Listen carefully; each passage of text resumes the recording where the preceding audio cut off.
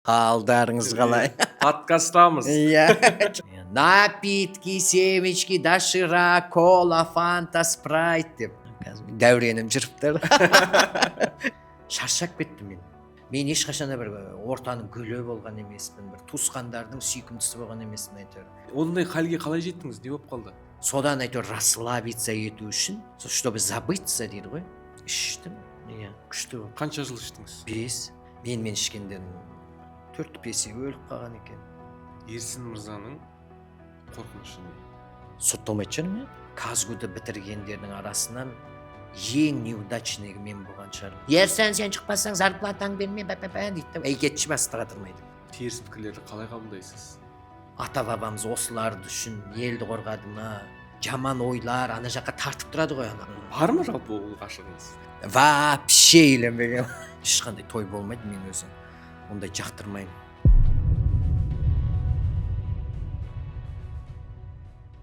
Хорошо, сонда хабарласады біздің қыздар. Что сізге? Бастай берсек бола ма? Все, жақсы. 1, 2, 3. Қалдарыңыз қалай деп бастаса қалай болады екен? Баршаңызға сәлем.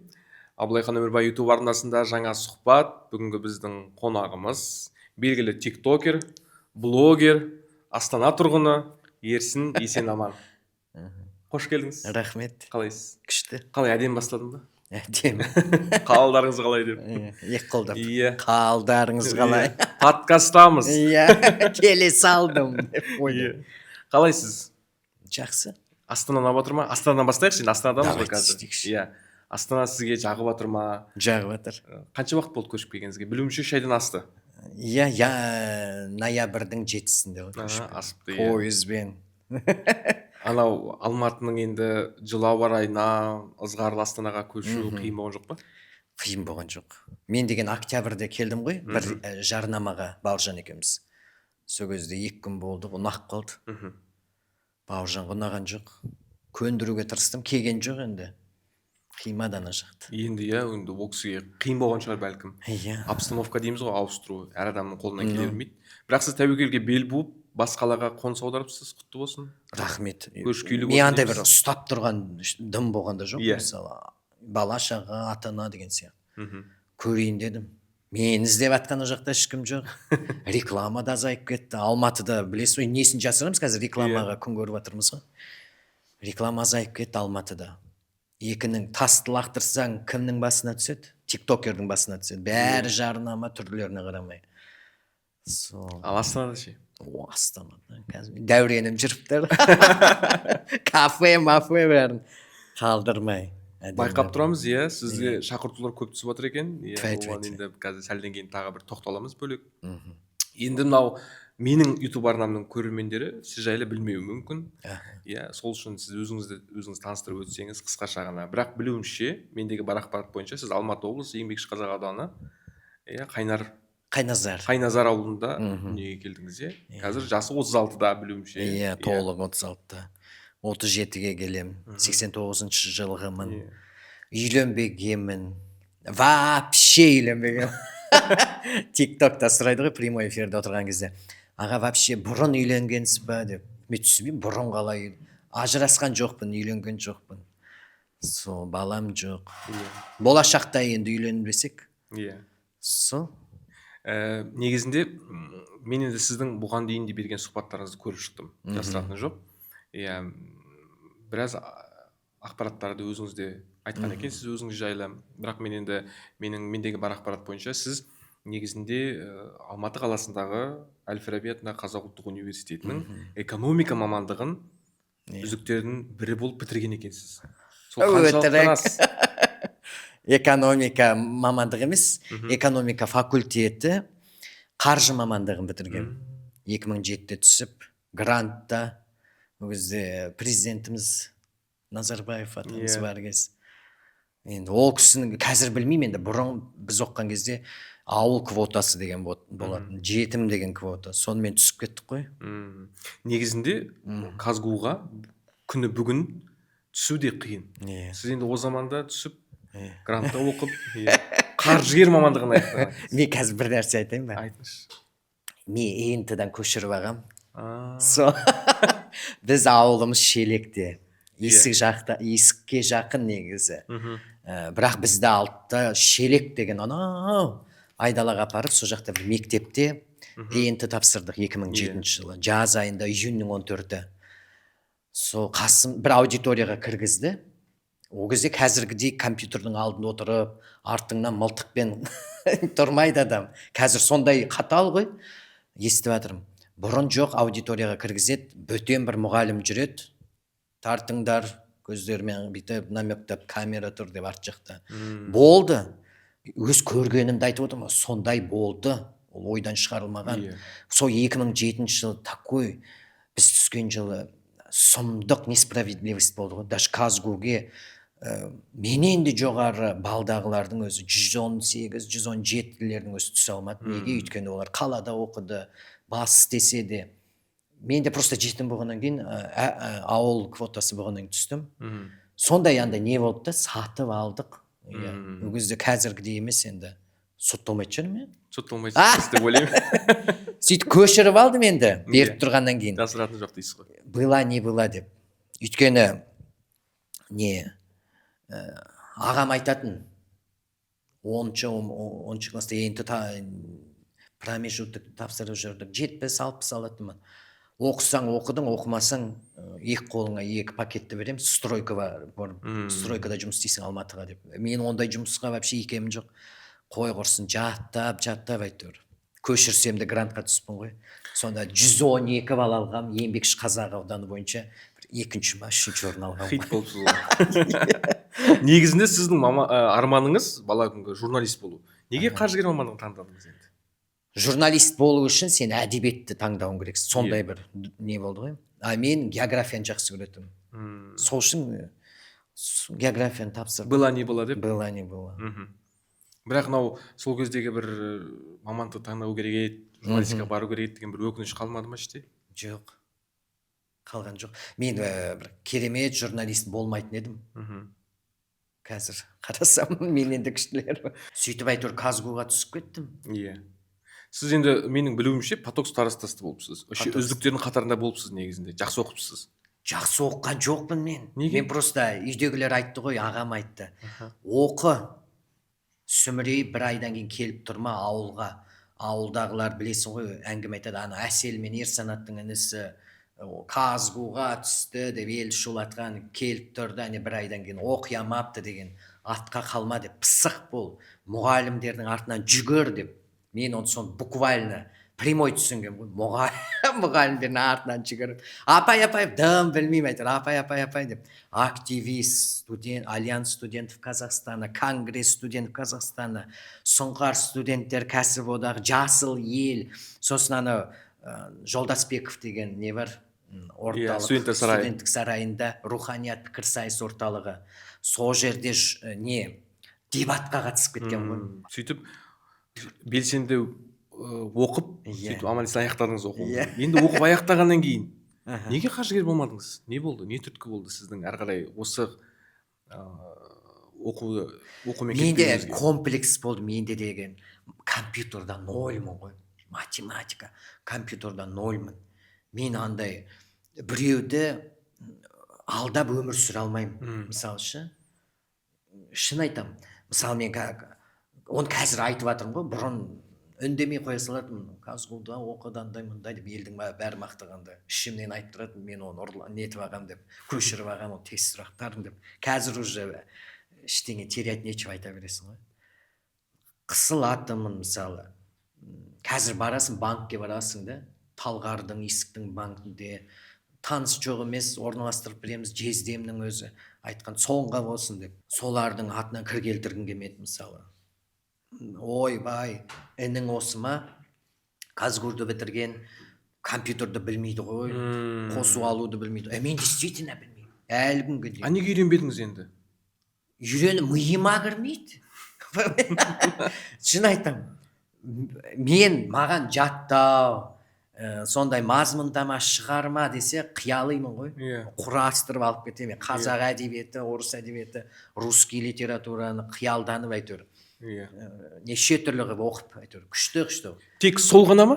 Сол ғана. Тек компьютерді білмеуіңіз, ұятқа қалдырғым келмейді дегеніңіз ғана сіздің әрі қарай? Одан кейін өмірім қиын болып кетті. Не болды, не жағдай болды? Содан кейін енді казгудың дипломымен әйтеуір пойызда жұмыс істедім. Тран экспресс, иә? Тұран экспрессте. О жақта атымды ауыстырдым ғой, мен о жақта Ануар деген атпен жүрдім. Неге? Ұялдым. А, Білмеймін, ауру болдым ба, жындымын ба, әлі күнге дейін сау адам емес сияқтымын. Өзімнің атымды ауыстырып, проводниктердің бәріне 93-ші жылғымын дедім. Қызылорданікімін дедім еще. Қызылорданың проводниктері көп қой. Бәрі таң қалатын. Акцентің мүлдем қысамайды деп ше. Сөйтіп, почему осының бәрі неге? Өйткені мен біліп қоймасын. Анау бізде сөз жаман, мен сол ауылдан шыққаннан кейін енді сөз сүйектенуден, ойбай, казгуды бітіріп, ана кімнің інісі полжудан бастадым ғой мен. Туалетті хлор күлетіп, бір әйелдермен шығыстан келген бір әйелдер 1000 теңгеге жұмыс істеп, 3 ай пол жуам, проводниктердің вагондарын жинаймын, олар шаршап келеді, өздері жуу керек негізі, бірақ өздері әйтеуір комиссия өткеннен кейін бізге жуғызады. Ескі артқы есіктен кіріп бізге жуғызады, 1000 теңгеден кәдімгідей ақша 2011-12-нің басында. 3 ай жұмыс істеп жүрдім. Атым Ануар, қызылордалықпын деп, 93-ші жылғымын деп. Білмеймін сонда кімді. сонда сіз бөгде біреудің атымен жұмыс істедіңіз, иә? Иә, удостоверение ешкім ештеңе сұрамайды ғой. Масқара ғой? Білмеймін. Қазір бірінші рет айттым. Ол кезде сіз пол жуып жұмыс істедіңіз. Одан кейін ше? Одан кейін Тұран экспресстен шықтыңыз. Жоқ, шыққан жоқ. Мен вагон рестораннан Қытайдан келген қыз бар, Жазира деген. Сол байқап қалды. Жас, менімен жасты екен. Бірақ қыздар ерте есейеді ғой, әйел сияқты болып кеткен. Сосын қасын алды. Давай пысықсың ғой, сен пол жуып жүре бересің ба? Сауда жаса деп. Вагон ресторан телешкісін берді қолыма. Басында ұялам. Была не была деп әйтеуір. Бастап кеттім, телешкінің ішінде напитки, семечки, кириешки, самса, пирожки, доширак өтетін товарлар. Астының бәрі суға толы, пиваға толы, арақ. Сөйтіп әйтеуір Астана Алматы пойыз, Тұран экспресс, 3-4 дейді. Содан түсте Алматыдан шығамыз, кеш таңертең Астанаға жетеміз. Телешканы сүйреп тамақ саттыңыз. Телешканы нетіп, шаршау деген жоқ. Касса жинаймын, левый жасаймын, құдай сақтасын. Напитки, семечки, доширак, кола, фанта, спрайт деп. 180, ол кезде кола 150 теңге ме сондай болатын. Біз оны 150-ге сататынбыз. Елдер шулайтын, кемпірлер, үлкен кісілер. Немене қымбат анау-мынау деп. Витамин қосылған ала берсеңізші деп. Бізде қасиетті кола, ауырмайсыз деп. Сату жағын қатырдыңыз. Доширак неге қымбат? 300-ге сатамыз, 100 теңген доширак. Аға алыңыз, бізде зато ішінде ет көп қосылған, сиырдың еті бар, жылқының еті бар. Келтірдіңіз. Келтірдім. Одан кейін сіз Тұран экспресстен кеттіңіз. Кеттім. Сосын? Неде істедім мен? Заретта деген бір әйелдің қолында. Немене ана Тастақ деген базарда тесто катать ететінмін. Сол жерде істедім. Нан жабуды үйретті, андай бездрожжевой тесто. Оны сосын нан былай катать етуді үйретті. Сауда жасаймын. Өйстіп Тастақта Төле би Брусиловскийдің қиылысында осындай үстелдің үстіне өзінің жасап алған бір кастрөлі болады. Соған пісірем, оранып алып қысты күні сатам. Сөйтіп әйтеуір саттық қой. Чебуреки аламыз деп. Өзіңізде бір іштей өкініш болған жоқ қой? Мен не істеп жүрмін? Казгудың дипломы қолда. Мынау не сұмдық? Пойыздың полын жуамын. Мен пойызда жұмыс істеп жүрген кезде группаластарымды емес, бір таныс, параллельный экономфактың басқа бір кафедраның балаларын көргем. Сол кезде таң қалған, артымнан сөз айтып, мына жылдым неқта жүр ғой деп. Сол кезде өкінетім, менің Казгуды бітіргендердің арасынан ең неудачныйы мен болған шығармын деп. Сондайша қалғандары бәрі Астанаға баратын, керемет. Бірақ енді қаншама 400-500 оқу бітірсе, 300 адам Казгудың экономфагын бітірсе, көбісі мамандық бойынша орналаспаған екен. Көбісі әйтеуір күйеуге шыққан қыздар, көбісі күйеуде шығып отырып қалған. Кейбіреулер саудаға кеткен, кейбіреулері басқа мамандық. Араласып тұрмайсыз? Жоқ. Мүлдем хабарласпайсыздар. Енді старстан бар Ақнұр. Мгм. Соны мен инстаграмнан тауып алыпты. Кейін сіз танымал бола бастаған кезде жазғандар, хабарласқандар жоқ па? Сол Ерсін қалай? Ақнұр. Сол Ақнұр ғана бітті. Не, группаластарынан ба? Иә. Иә. Мүмкін олардың ішінде бір жақсы қызметте отырғандар бар шығар. Енді бар дейді ғой Астанада. Бір екі бала. Бар шығар. Мгм. Бірақ енді. Бірақ хабарласпайсыздар. Иә. Байланыс Не жоқ. қылады олармен? Иә. Жақсы, түсінікті. Одан кейін сіз енді осы жұмыстердің бәрін істеп жүрген кезде роща бауманада да тағы да біраз иә жүрістер болған дейді. Иә. Иә, ол не болды сонда? Не істедіңіз? Ішкенім бар. Иә, не болып қалды? Шыққаным бар. Ондай халге қалай жеттіңіз? Не болып қалды? Енді депрессия болды ол кезде. Қазір айта беретін болды ғой депрессия деп. Депрессия болды, жалғыздықты сезіндім. Бауыржанмен тұра бастаған кез ғой ол кезде. Шаршап кеттім мен. Шаршап кеттім. Бір стена тұрған сияқты болды. Ештеңені көрмеймін, ішем, тұрам. То есть тамақ ішем, тұрам. Ол кезде арақ ішпеймін. Бауыржан жұмыс істейді ол кезде гресте. Ол жата бер, бірдеңесі болады, табылады деп ше, жұмыс. Қуса баяғыда кетіп қалатын еді ғой. Ол да жата бер дегеннен кейін әйтеуір еркелеп сөйтіп сол жақта қыдырып жүріп әйтеуір тапқан адамдармен ішіп. Сол. Орыстармен көп ішіпсіз, иә? Иә, орысы да бар, ұйғыры да бар, қазағы да бар. Әртүрлі жаста. Менің андай харизмам ұнады оларға.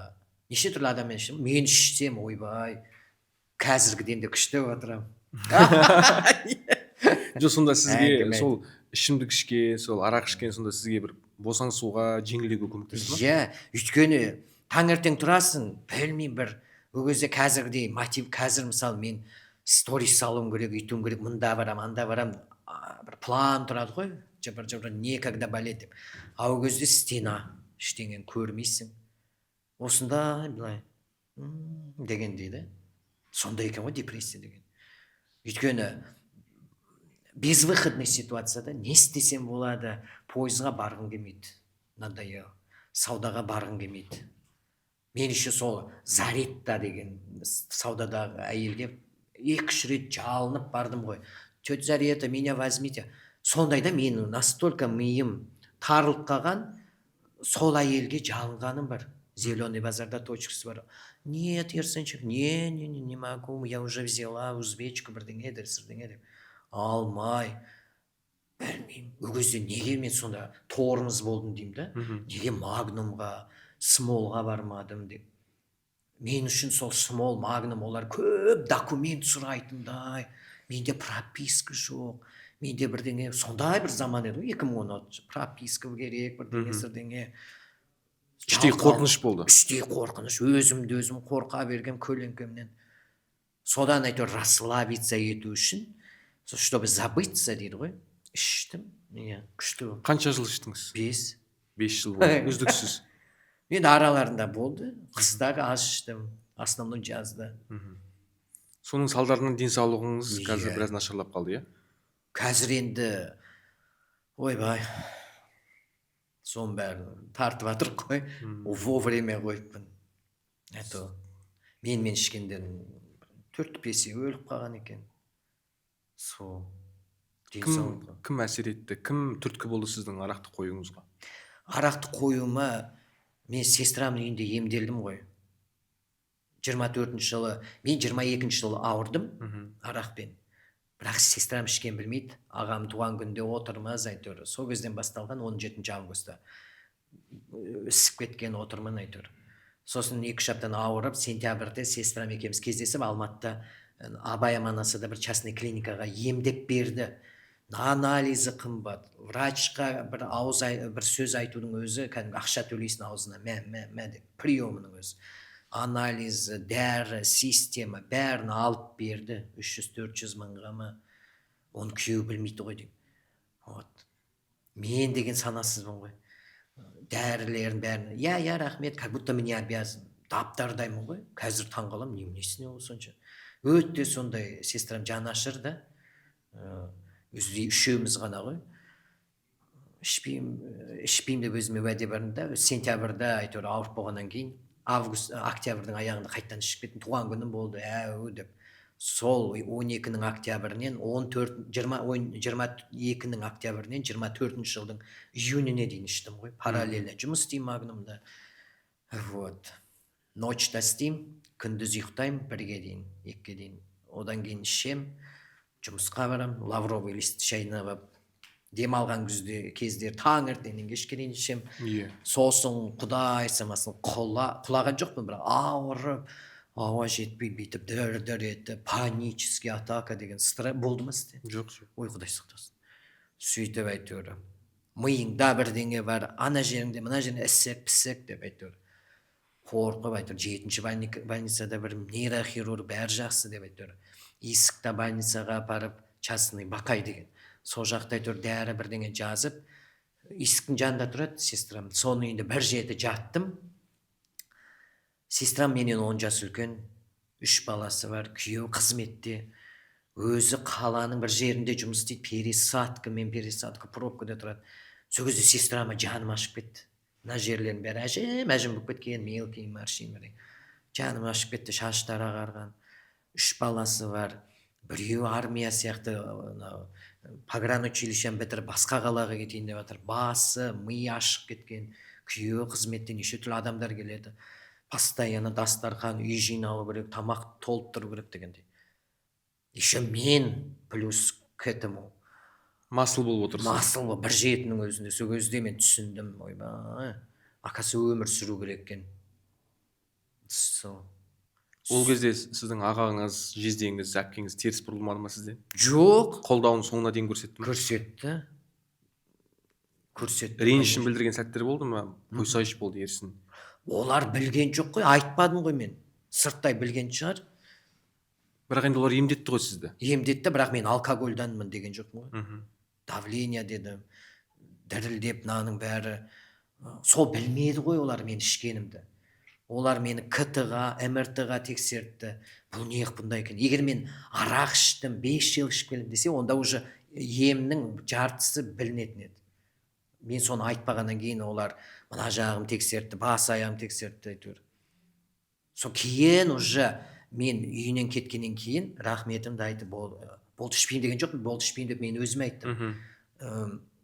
Октябрь айында смолда істеп жүрген кезде бір видеом күшті атып кетті. Тиктокта әпке деп жазып қойғам сыртына. Бәленбай 200-300 мыңдай просмотр жинады. Сол кезде айттым ғой мен 5 жыл ішкен. Сол кезде білді. Атак білген жоқ. Сол үйінен шықтым, июньнің ортасында. Емделіп, қол басын дірілдеген қойып, дәрілер жазып берді, магний B6, сондай бірдеңе сірдеңелерді. Жол жөнекей Есіктің базарынан қара сөмкем бар ғой бүгінге. Соны 10 мың теңгеге алып ап, киім алдым. Өйткені ана бұрынғы киімдердің бәрі тізе шығып кеткен, арты жыртық, алқаштар сияқты. Сестрам жынанатын үйіне барсам пакетпен баратым ғой. Тасташындық пакет деп. Сумка алып, киініп, 5-6 футболка, неше түрлі. Жаңа өмір бастайын деп шештіңіз. Бастайын деп. Магнумна шығып кеттім. Магнумдағылар іздеп жатыр. Ерсен, сен шықпасаң зарплатаң берме, дейді. Кетші бастыға тұрмай деп. Сіз Магнумда да Смолда да істедіңіз ғой? Сол Магнумнан ночта істегем, шығып кеттім. Врачтар айтты, покой нужен деді ғой. Покой, мен ночта да істеймін, күндіз кішкене ұйықтаймын, қыбыр жүремін, ішеміз, нерві әбден тозған ғой. Күндіз істейсіз жұмыс, кешкісін демалу керек, порядок, режим у вас нарушен деді ғой. Сөйтіп Магнумнан шығып кеттім, Смолға кірдім, денде істеймін деп, овощной отделге кірдім, ең қиыны, көк зеленый базардың қасында. Сөйтіп арақты қойдым ғой, бірақ сонда да ойлап тұрады, тартып тұрады. Менсіз аналар ішіп жатыр ма, менсіз аналар жиналып жатыр ма деп. Тартып тұрады, сосын қой құрсын жұмыс істейін деп, Смолға кіріп жұмыс істедім. От души жұмыс істеймін, күшті қып, жалтыратып, жылан жалағандай, толтырып, үйіп төгіп, картошка, сәбіз, капуста бәрін, ценниктерін қойып, акциясы болса акциясы. Сөйтіп әйтеуір, ұмыттық қой, Смолға әйтеуір. Яғни сіздің анау қолыңыздың бос болмағанның әсерінен сіз арақ жайлы ойлауға да уақыт болмады. түсіндім да. Мен ешқандай бір тиктокты ашсаң, как можно побороть бірдеңе десең айтады ғой. Дәрі, кодировка, мен ешқайсысын тыңдаған жоқпын. Түсіндім. Арақты, жаман ойлар, ана жаққа тартып тұрады ғой, ана жаққа, осы жаққа, құдай самасын. Сол жаққа бармас үшін, ұмыту үшін, сол өлгенше жұмыс істеймін. Үйге келгенде былай құлайсың ғой, ертесің зато свежий. Сондай бір, бұның өзі де спорт. Иә. Сізге ендей физикалық жаттығу болды. Иә. И потом врачтардың өзі де сөйтіп айтты. Керек деп. Иә. Енді сіздің жаңа бауырларыңыз жайлы жақсы айттыңыз ғой, ағаңыз жайлы, әпкеңіз жайлы. Негізі сіздер үйде 4 баласыздар, иә? 4 бала болған, туған мамам. Үшіншісі қайтыс болып кеткен ғой, 2 жасында. Сараурудан, Самал деген қыз. Сіз ата-анаңыздан жастайынан ерте қалдыңыз, иә? Осындай бір қиын сәттерде, өмірдің қилы кезеңдерінде ата-анаңызды ойлайтын, сағынатын кездер бола ма? Ондай сәттер көп бола ма? Жоқ, ондай қатты көп емес. Шіркін-ай, ата-анам болғанда ғой деп бір ойлайтын. Шіркін-ай болғанда ғой деген. Енді мен, Құдай төбемде тұр ғой, папам туралы көп ойламаймын. Құдай өзі кешірсін. Қыздар, особенно қыздар әкеге жақын болады ғой, мысалы папам болғандағы ой деп, мен көп ойламайды екенмін. Может, ұлдары бар шығар, папасын. Мен тем более көрмеген папамды, ол кісі мені көрмеген. Мамамды уже есімде емес, 93 жылы қайтыс болды. Папам 89-дың мартында қайтыс болды, мен октябрьінде туылдым. Ауылда почтада істеген, кейін саудаға кеткен, жетімшілікті көрген. Папам более интеллигентный отбасынан шыққан. Папамыздың мамасы, апамыз Ханшайым деген, еңбек ері, ауылдың құрметті азаматы болған, сондай медалі көп болатын Саржаз деген ауылда. Апам, мысалы, мамам жақтан, мамамның бір мамасының сүйреті жоқ, мамамның даже бала кездегі сүйреті жоқ қой. Бір әйтеуір Саржазда бір оқыған кездегі бір достарымен суретке түскен шығар, бір 16, сондай основной сол күйеуге шыққаннан кейін папам екеуім, ағам, сестрам, мен, сондай суреттер да. Мамамды көп ойлайтынмын не бұрында. Потому что мені көрген кезде елдер айтатын, ой, марқұм Дәмираға ұқсағансың, мамаң марқұм жақсы, ойбай деп. Сондай шустрый болған, орыс демей, ұйғыр демей, қазақ демей, бәрімен араласқан. Біздің ауылда орыстар да болатын көп, ұйғырлар да болатын. Бәрі танитын ғой, ұйғырдың әйелдері де, мамаң әдемі болған деп, орыстар да. Соны іздейтін шығармын, өйткені папамды көп айтпайтын, өйткені папам стройкада істетті, кешкісін келеді, наверное, ауылдағылардың көбісі білмейді. Вот. Мамам көп араласқаннан кейін соны таниды. Түсінікті. Енді сіздің алдыңғы былтыр берген сұхбаттарыңызда, осы жалпы тиктокта да бір ғашығыңыз жайлы жиі айтасыз. Кім? Ғашығыңыз жайлы. Ол шынымен де ол адам кім, мысалы? Бар ма жалпы ол ғашығыңыз? Енді бар емеген де. Жоқ, бар болса неге ол сіздің қасыңызға келмейді Астанаға? Әлде ол Астанада тұра ма? Астанада тұрады. Иә. Қалай қарым-қатынастарыңыз қай деңгейде? Қай деңгейде? Біз Ерсін мырзаның болашақта тойы болып, енді той болмайды енді. Ешқандай той болмайды, мен өзі ондай жақтырмаймын. Мен соңғы рет ағамның тойында болдым 2011 жылы. Білмеймін, ондай атмосфера ұнамайды. Былай енді танысып, құда сондай болады шығар. Үйленем енді сол қызға. Менің мынандай түрім мен мысалы, білмей, басқа қыз қарауы мүмкін емес. Неге деп айтасыз? Бәлкім сіздің қазір жүріп жүрген сол ару сізді қатты ұнататын шығар. Ұнатады. Ол сізді қабылдап тұр ғой. Иә. Ұрысып қаламыз, неше түрлі нәрселер болады. Ол кісі Астанада ғой. Астанада. Иә. Сол Смолдас деген бұрынғы бастығыңыз сол кісі ма? Сол кісі, иә.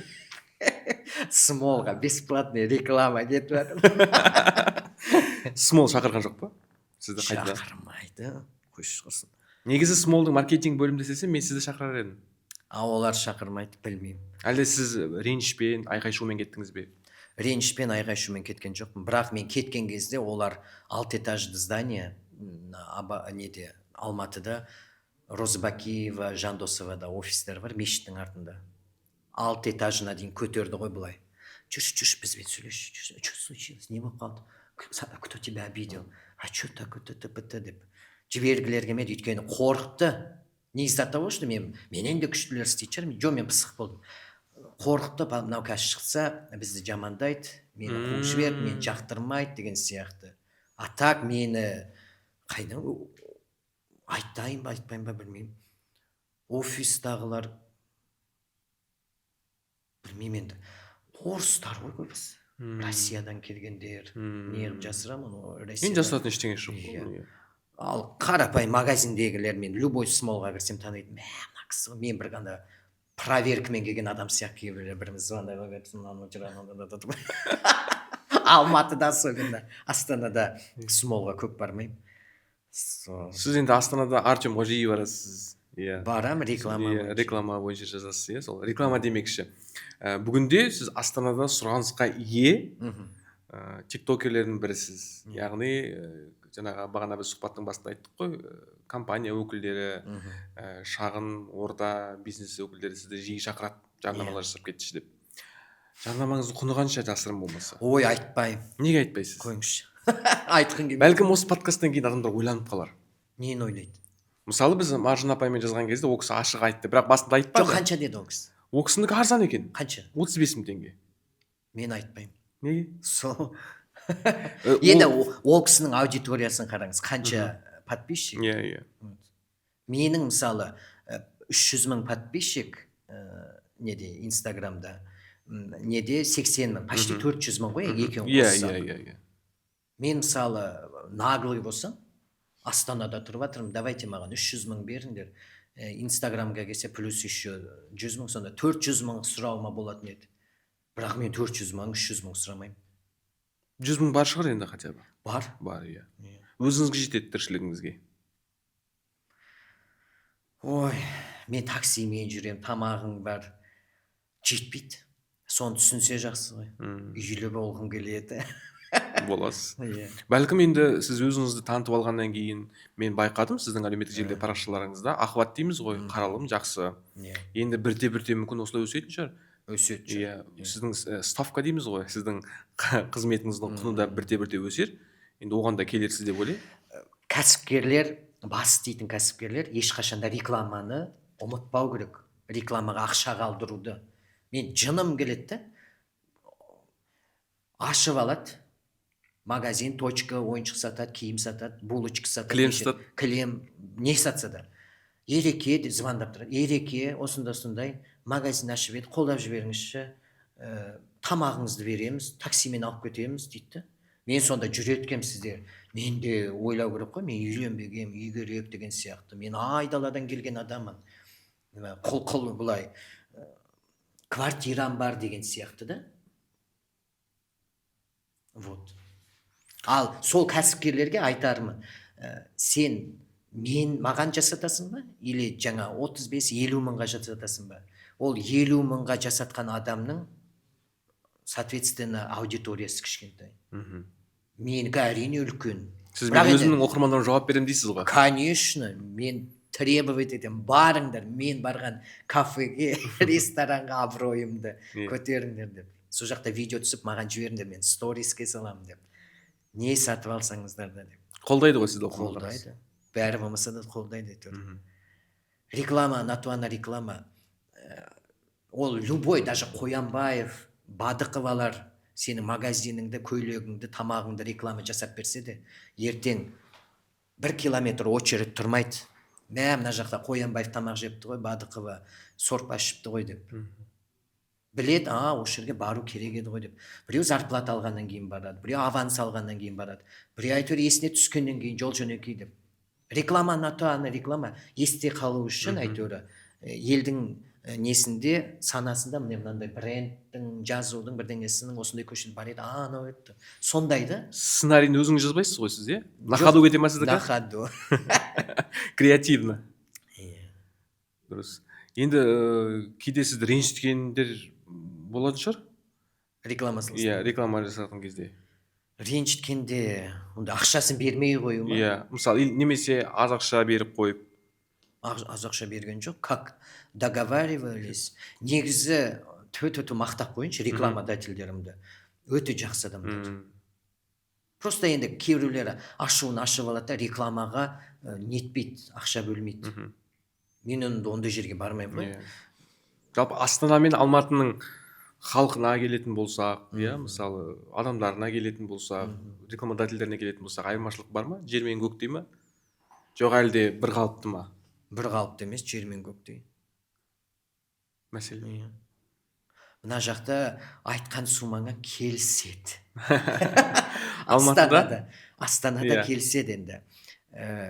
Алматыда енді сауда болып кетеді ғой мида ашып. Албансың, албан ішінде алжансың, мына талғардан, есіктенмін, братчке, бірдеңесі. Ой, Құдай-ай дейсің ғой.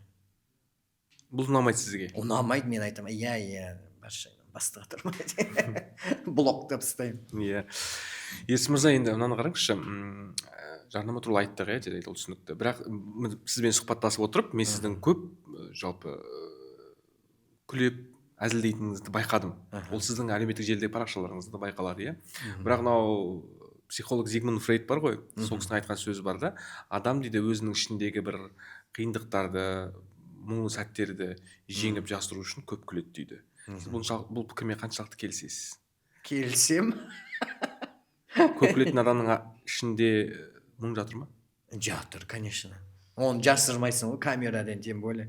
Мен кейде боқтапсам, құрыңдаршы мұңдарың мен деп эфирде отырған кезде. Жасырмайды, адам қазір деген халықты алдау невозможно.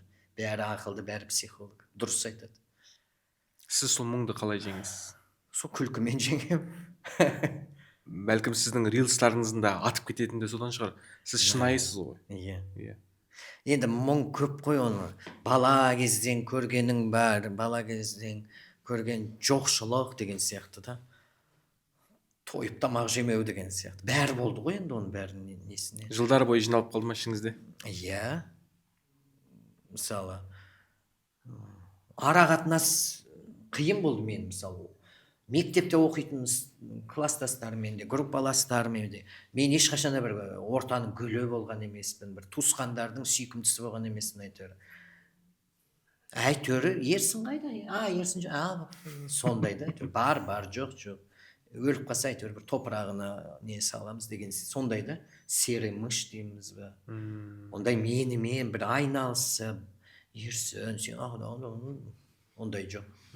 Мен орысша айтқанда, я сам себе был предоставлен дейді ғой. Сол. Әйтеуір, білмеймін, сол үшін ба, Бауыржан бар ғой мен қасында. Ол да сондай ғой. 8 ағайындының арасында өскен 6-шы бала. Кезінде әйтеуір анау ағасы үйленген, мынау үйленген, өйтпейді, ол ортада қалып қалған әйтеуір. Ананың проблемасымен деп жүріп қалып әйтеуір. Сөйтіп үйленбей кеткен дегендей да. Чем-то ол да менің түсінеді да былай. Тырмаламайды былай. Содан ба әйтеуір. Сондай адам приятный ғой мысалы. Былай сезесің. Бауыржан демекші, жалпы сіз енді бір жиі саласыз ғой, салдыңыз бұрындарда видеоларды бірге түскен, сонда адамдар көп негативті пікір жазады. Кейде бүгінге дейін де әртүрлі пікір жазады сізге, сіздің тарапыңызға, иә? Сіздің жүріс-тұрысыңызға, сіздің образыңызға, болмысыңызға қатысты, тіпті киіміңізге дейін де жазып жазады. Сондай негативті пікірлерді, теріс пікірлерді қалай қабылдайсыз? Ой, қабылдамаймын вообще. Айта берсін, оттай берсін. Жүрекке жақын қабылдайтын кездеріңіз болмай ма? Болды енді басында. Бір ойланып қалған кездеріңіз? Жоқ. Любой менің видеомды, Бауыржан мен особенно түскен видеом қарасаңыздар, арасында обязательно бір паразит жүреді. Осылар, ата-бабамыз осыларды үшін елді қорғады ма? Қабанбай батыр болғанда бұлардың басын шабатын еді. Сен әруақтар сендерге бірдеңе разы емес, бірдеңе деп ше. Причем тут они, в общем, біздің еркектер осындай майдаланып бірдеңе деп. Біз ішіп атсақ бір жөн. Екеуміз бір жерде отырып алып әйелдерді жамандап атсақ бір жөн. Біздің телевидениеда, біздің қоғамда қазір жоқ қой, мысалы, тамаша, Бауыржан шоу дегенше. Бізді көретін орта жастағылар, үлкен кісілер, особенно менен шығады ғой, сол тиісіп бастаймын, соның сондай тамаша сияқты қылып кішкене күлдіріп, Күлкі контент сіздікі. күлкі контент сөйтіп. Вот. Сіздің фишкаңыз да сол ғой. Сол. Иә. Жаза берсін. Сонымен өттік қой төрі. Елге күлкі керек, елге қызық, мысалы 2 бойдақ, біреу 55-те, біреу 35-те, бұлардың арасында не бар? Неге үйленбеді екен? Не қылып екеуі екі жақтан? Бұларды не байланыстырып, қалай жатады екен? Бірге жата ма екен деген сияқты. Анау ана жақтан, мынау мына жақтан. Бірде екеуі кетіп қалыпты, біреуі ана жақта жүр деген сияқты. Айта берсін, оттай берсін, бірақ менің ешкімге шатағым жоқ дейсіз ғой. Бірақ енді мен қазір Бауыржан туралы бірде-бір видео салмаймын, өйткені ол Алматыда ғой. 1-2 ай болды. Салып атқан жоқпын. Бір жағынан уже елді үйрету керек. Бауыржан өзі келгісі келмеді Астанаға. Егер прям осы видеодан кейін егер келем десе, пожалуйста. Есік ашық, тұрам десе, көтерілеміз. Бірақ ұрысып қалған жоқсыздар. Жоқ. Түсінікті. Алматыны қимады, қарындасын қимады. 55-те ғой енді. Иә, енді ол кісіге де 96 ренішіңіз жоқ шығар. Конечно жоқ. Енді біздің сұхбатымыз соңына таяп қалды. Бір сұрақ қойсам сізге. Ерсін Мырзаның қорқынышы не?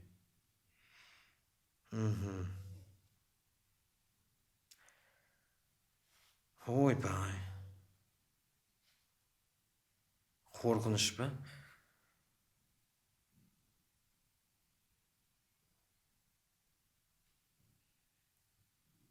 Осы TikTok, Instagramда танылып жатырмын ғой. Содан нәтиже шығармасам, сол қорқыныш. Мысалы кейбір блогерлер бар, 1 жылдың ішінде резко көтеріледі, 1-2 жылдың ішінде, 3-4 жылдың ішінде көтеріледі. Мысалы магазин ашады, үй алады, машина алады. Менде пока ондай, менде телефон алдым, кредиттерімді уақытында жауып жатырмын. Вот. 1-2 джинсы алдым деген дейді. Квартирамды уақытысында ақша төлеп жатырмын. Баратын жерлерге әртістерді қоймай түсіріп жатырмын. Болды. Подкасттарға барып жатырмын. Бірақ енді көзге көрінетін осы менің осы жұмысымның нәтижесі деп 300 000 подписчик жинадым. Это что же рискованно, бір күн банға кетіп қалсам тоже. Былай андай Құдай өзі кешірсін, әрине, ауырмау керек. Денсаулықпен сыналмау керек. Денсаулық сыналмау керек. Бірақ енді неменеді? Үй алғым келеді. Үй алып, мысалы, елге көрсету, вот міне, ел үшін алып жатқан жоқпын, өзім үшін бір жаным тынышталса екен деймін да. Үй алсам, хотя бы бір бөлмелі, 2 бөлмелі. Что менің мен жақатты көрген нетіңіз келеді. Тісте жасалған жоқ, мысалы, деймін да. Яғни сіздің биылға жоспарыңыз көп. Ол іске асады бұйырса. Мен сізге сенемін. Өйткені сізге тек қана мен емес, дүйім жұрт сеніп отыр. Сіздің артыңыздағы үлкен армия, сіздің оқырмандарыңыз, көрермендеріңіз сеніп отыр. Біз секілді журналистер сізді қолдап, сіздің танылуыңызға, сіздің дұрыс бағытта келе жатқаныңызды көрсетіп жатырмыз. Ұлайым жақсылық болсын дегім келеді. Әрине, кез келген адамның ішінде жатқан бір ойлары болады, жоспары болады, армандары болады. Оның енді бәрінде бөлісе беруге болмайды, әрине. Бірақ дей тұрғанмен де енді жаңа бір парасын өзіңіз айтып өттіңіз, солар орындалсын дегім келеді. Міндетті түрде ол орындалады. Енді сіздің қуаныштарыңызды жолығайық, әрқашан жолыңыз ашық болсын дегім келеді сізге. Біздің көрермендерге не айтасыз сөз соңында? Сіздердің көрермендеріңізге тіркеліңіздер, лайк басыңыздар, қызықты адамдар келсін деп сұраңыздар журналистерден. Бұлар сіздерге арнап сол адамдар шақыруға тырысады. Сол қызықты әлі менен де күшті мықты-мықтылар болады, шетелдіктер болады. Айтсын, әмин. Айтқансыз. Көп рахмет. Құрметті достар, осымен біздің сұхбат тәмам. Міндетті түрде арнаға тіркелмеген болсаңыздар, тіркеліп, лайк басып, комментарий жазуды ұмытпаңыздар. Және де Ерсін Мырзаның да Instagram, TikTok парақшаларына тіркеліп алыңыздар. Барлық рилстарына, видеоларына лайк басыңыздар. Сіздердің қолдауларыңыз біз үшін өте маңызды. Амандықта жүздескенше.